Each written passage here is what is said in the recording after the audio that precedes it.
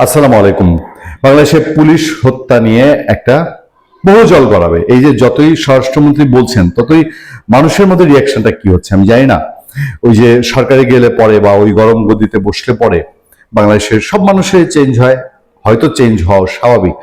স্বরাষ্ট্রমন্ত্রী সাউদ্দিন আহমেদ তার চেয়ে তো আর আসলে ব্যক্তিগতভাবে নিজের মানে পোড়া মানুষ হারানোর কি কষ্ট, এটা তাদের চেয়ে তো ভালো বোঝার কথা না।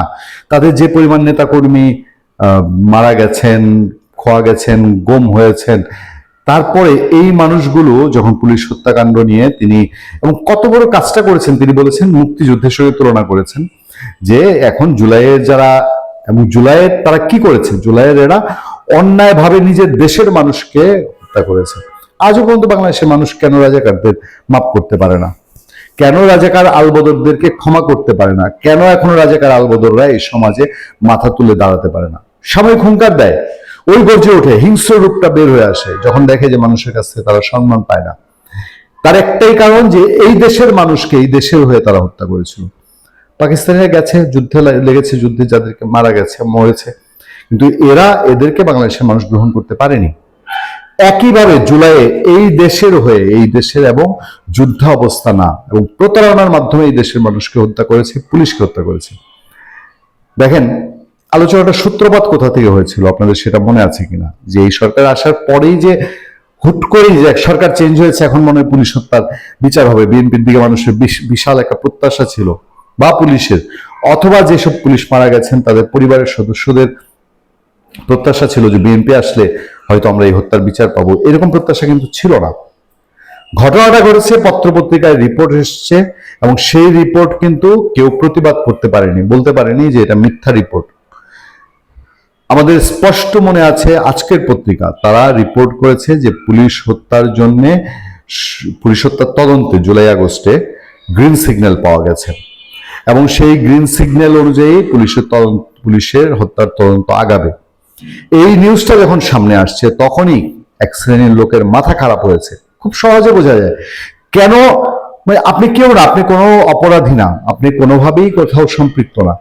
শোনা গেল এক জায়গায় একটা অপরাধ হয়েছে, সেটার সঙ্গে আপনার কোনো যোগাযোগ নেই, সেই অপরাধের বিচার হবে শুনলে আপনি কেন লাফিয়ে উঠবেন? এই বাংলাদেশে নাহিদ ইসলামরা, সার্জিসরা, হাসনাতরা এরা হুঙ্কার দিয়ে উঠেছে, যাহার এই পুলিশ হত্যার বিচার করতে যাচ্ছে, শোনা যাচ্ছে এটা মীমাংসিত ইস্যু, এটা নিয়ে করা যাবে না, এটা জুলাইয়ের স্পিরিটের বাইরে গেছে। কোর্টে গেছে, আবেদন করেছে, সেখানে কোর্টের আবেদন প্রত্যাখ্যান হয়েছে পুলিশ হত্যা মামলার আসিফ মাহমুদ সজীব ভুঁইয়াকে 1 নম্বর আসামি করে। এতে করেও তারা খেপেছে। এই চেষ্টাটা করলো কেন? দেখেন কত বড় দুর্বলতা এদের ভেতরে আছে। কিন্তু এরপরে স্বরাষ্ট্রমন্ত্রীর বক্তব্যের পরে অনেকে হতাশ, হাল ছেড়ে দিয়েছেন যে না, বিএনপিও তাহলে এদের সাথে ওই আন্ডারস্ট্যান্ডিং এর পার্লামেন্ট, আন্ডারস্ট্যান্ডিং এর নির্বাচন, বোধহয় পুলিশ হত্যা টত্যা নিয়ে আর কোনো কিছু হবে না। কিন্তু আমরা বারবার বলে আসছি যে এটা এমন একটা জায়গায় বাংলাদেশের আঘাত করেছে, এটা যে আওয়ামী লীগ এসে ওই বিএনপির কোন এক ওয়ার্ড ইউনিয়নের কাউকে শেষ করে দিয়েছে, ব্যাপারটা এই পর্যায়ের না। এটা রাষ্ট্রীয় পর্যায়ে রাষ্ট্রীয় একটা বাহিনী এবং বাংলাদেশে আইন শৃঙ্খলা সহ এই যে পুলিশের আইজিপি দেখলাম বলেছে, আইজিপি বা এই লেভেলের একজনই তো দেখলাম, আমি যদি ভুল না করে থাকি, বলছেন যে বাংলাদেশের জন্ম থেকে মানুষের একেবারে কবর পর্যন্ত প্রতিনিয়ত পুলিশের দরকার। আমি কথাটা সাপোর্ট করি, উনি যে অর্থেই বলে থাকুন না কেন। বাংলাদেশ এমন একটা রাষ্ট্র, এখানে পুলিশকে প্রতি পদে পদে প্রয়োজন হয়। আপনার সামাজিক কাজ থেকে, আপনার চাকরি বাকরি থেকে শুরু করে বিভিন্ন ইস্যুতে আপনার পুলিশকে প্রয়োজন হয়, আর নিরাপত্তার ইস্যু তো আছে। সেই পুলিশ বাহিনীকে আঘাত করা হয়েছে, এটা কি এত সহজে ধামাচাপা পড়ে যাবে? আমার সামনে একটা খবর আছে, খবরটা আমি দেখাই। চারদিকে ফটোকার্ড ঘুরে বেড়াচ্ছে, ফটোকার্ডও আছে এই সংক্রান্ত, যে পুলিশ সদর দপ্তরের একটা বক্তব্য। তার মানে কি এমন যে ওই যে সরকার কি দোহাই দিচ্ছে, স্বরাষ্ট্রমন্ত্রী দোহাই দিচ্ছে যে জুলাই সনদে একটা জায়গায় জুলাই ইনডেমনিটি আছে, দায়মুক্তি দেওয়া আছে, বিএনপি সেখানে সই করেছে।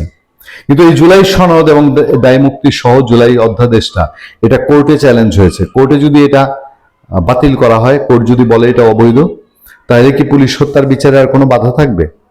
সেই প্রেক্ষাপটে এবং ভেতরে ভেতরে যে সরকার চাপে আছে, সংশ্লিষ্টরা চাপে আছে, পুলিশ যারা মারা গেছে তাদের পরিবারের সেই নিভৃতের কান্না, এটা যে এখনো দাবড়ে বেড়াচ্ছে, সেই ছবি বোধহয় আমরা দেখতে পাই।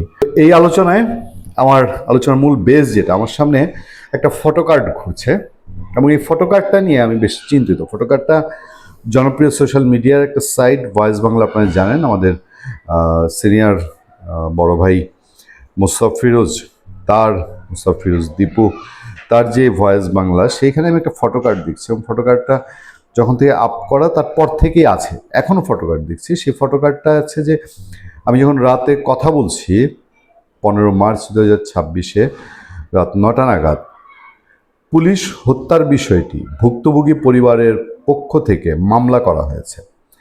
এগুলো তদন্তনাধীন, শেষ হলে আইনানুগ ব্যবস্থা নেওয়া হবে। পুলিশ সদর দপ্তর সূত্র আজকের পত্রিকা। আজকের পত্রিকার সূত্র ধরে এই ফটোকার্ড করা হয়েছে।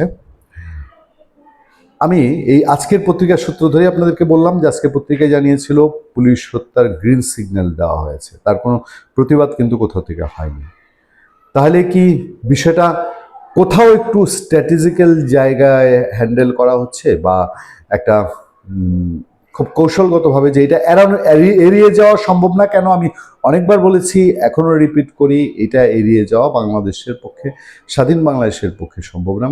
বাংলাদেশে ওই স্বরাষ্ট্রমন্ত্রী যেটা বলেছেন যে এটার জন্য জাতীয় ঐকমত্য হয়েছে, আমার মনে হয় এই জায়গাটায় স্বরাষ্ট্রমন্ত্রী আরও যদি পর্যালোচনা করেন, আরও যদি তথ্য নেন, আর একটু সময় নেন, অথবা উনি তার কৌশলের অংশ হিসেবে বলেছেন কিনা, এই ফটোকার্ড সত্য হলে পুলিশ হত্যার বিষয়টি ভুক্তভোগী পরিবারের পক্ষ থেকে মামলা করা হয়েছে, এগুলো তদন্তাধীন, শেষ হলে আইনানুগ ব্যবস্থা নেওয়া হবে।